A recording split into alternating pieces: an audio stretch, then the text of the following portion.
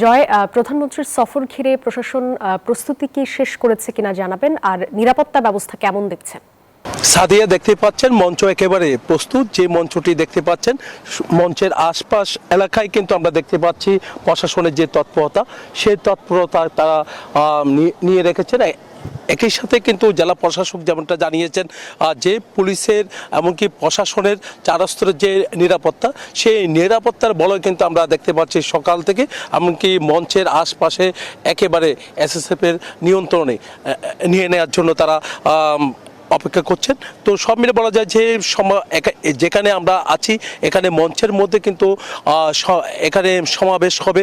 এই সমাবেশে কিন্তু এখানে লাখ লাখ মানুষের সমাগম হবে এমন আশা করছেন, যেহেতু সমুদ্রের পাড়ে বাহাতছড়া, যে বাঁশখালীর বাহাতছড়া সমুদ্র সৈকত রয়েছে, এই সমুদ্র সৈকতে কিন্তু এই মঞ্চটি করা হয়েছে।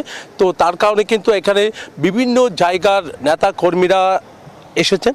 একই সাথে সাধারণ মানুষও এখানে যারা বসবাস করেন, প্রধানমন্ত্রীকে এক নজরে দেখার জন্য, কাছে থেকে দেখার জন্য সবাই আশা নিয়ে আছেন। তো এখন থেকে অনেক নেতাকর্মী কিন্তু বাঁশখালীতে অপেক্ষা করছেন।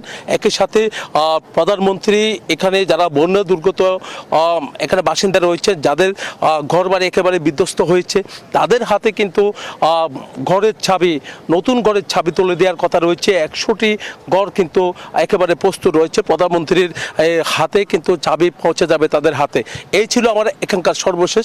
ফিরে যাচ্ছি স্টুডিওতে সাদিয়ার কাছে। জয়, ধন্যবাদ আপনাকে।